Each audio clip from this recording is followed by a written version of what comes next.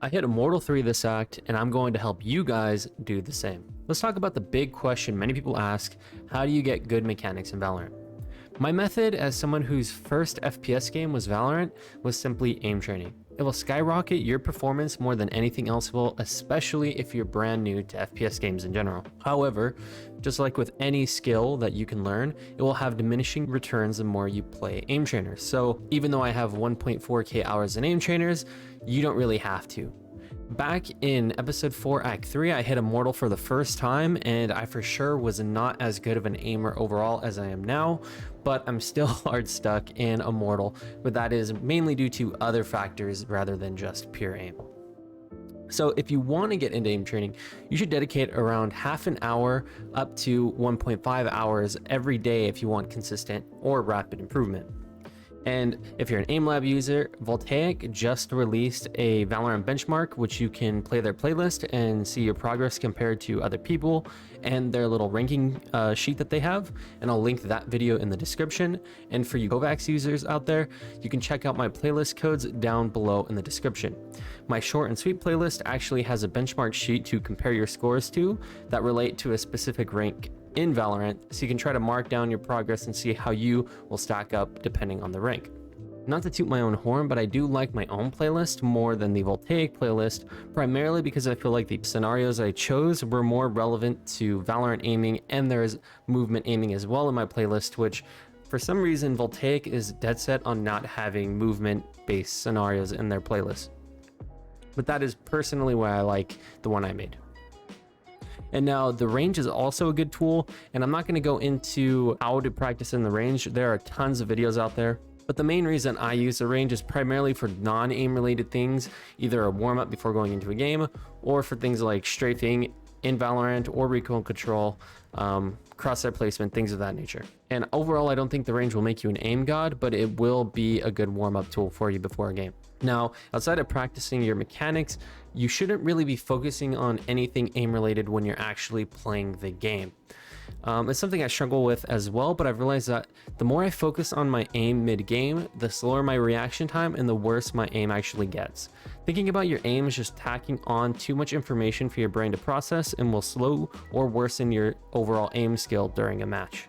Basically, instead of your brain sees a target and will shoot the target, you'll bog down that thought process and you'll be thinking about your grip, how fast you should flick, your confidence issues, and your aim is going to be bad. You want to take basically every aim related factor out of your mind so that you can react and aim more naturally.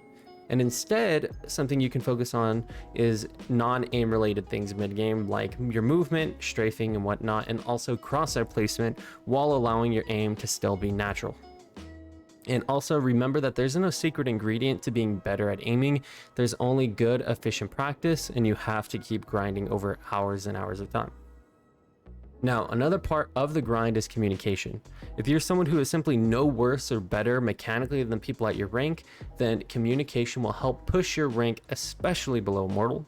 I played in lower elo quite a bit, and it's pretty common to get a team full of mutes. And that's actually okay, as long as you're a positive person in a lobby and you're chill to be around. Many teammates will just listen to you regardless of if they talk or not. You might get a little shit that talks back to you and will try to be kind of adversarial with you, but don't worry about it too much. You can mute them and keep calming.